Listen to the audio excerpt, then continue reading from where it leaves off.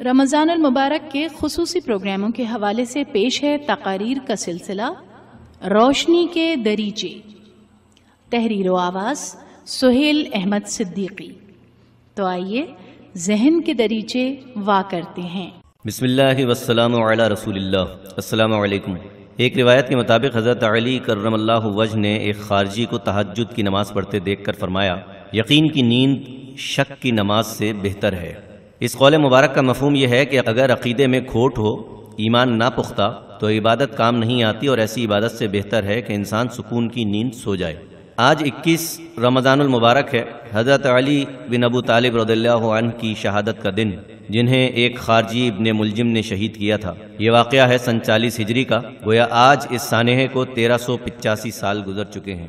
خلفائے محمد صلی اللہ علیہ وسلم مشہور عربی مصنف عمر ابو النصر کی کتاب ہے، اس میں درج ہے کہ سیدنا علی رضی اللہ عنہ پر 17 رمضان کو قاتلانہ حملہ ہوا، جبکہ مشکات شریف کے مرتب شیخ ولی الدین الخطیب نے یہ تاریخ 18 لکھی ہے۔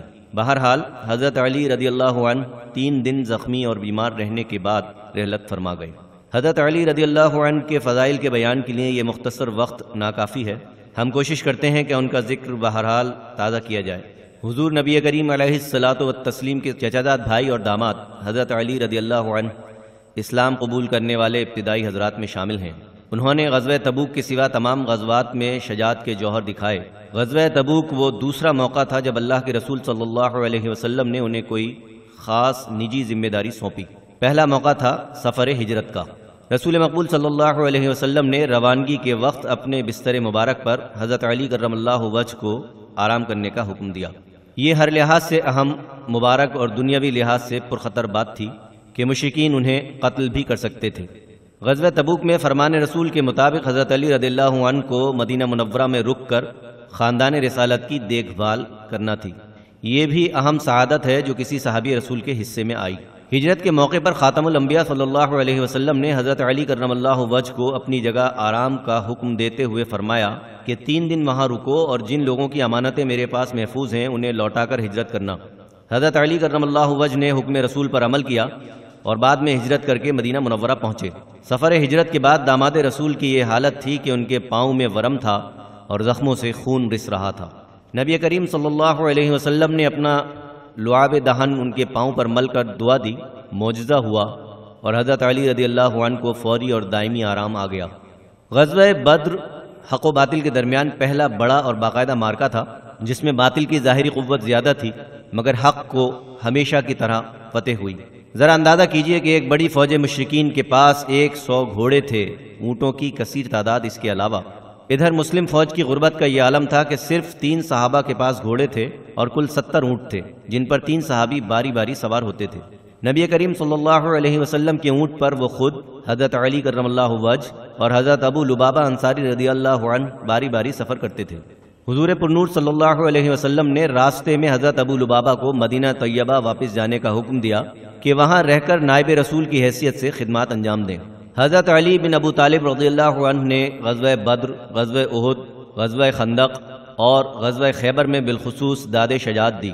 غزوہ احد میں وہ ان صحابہ کرام میں شامل تھے جو انتشار کے وقت ثابت قدم رہے اور نبی کریم صلی اللہ علیہ وسلم کے زخمی ہونے پر ان کے گرد گھیرا ڈال کر جان نثاری کا مظاہرہ کرتے رہے۔ غزوہ خیبر میں قموس کا قلعہ آپ کے ہاتھوں فتح ہوا اور اس کا یہودی سردار مرحب مارا گیا۔ یہ صحیح مسلم کی روایت ہے، جبکہ سیرت ابن اسحاق کے مطابق حضرت محمد بن مسلمہ انصاری رضی اللہ عنہ نے مرحب کو قتل کیا تھا۔ قموس کے قلعے کی فتح سے غزوہ خیبر اپنے منطقی انجام کو پہنچا۔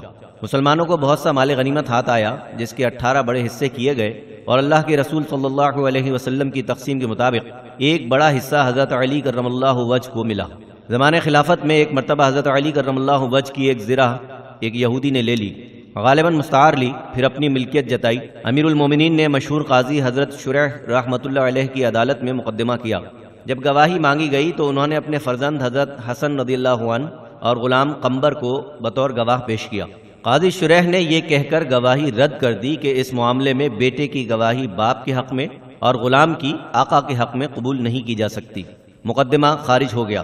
حضرت علی نے قاضی کا فیصلہ قبول کر لیا۔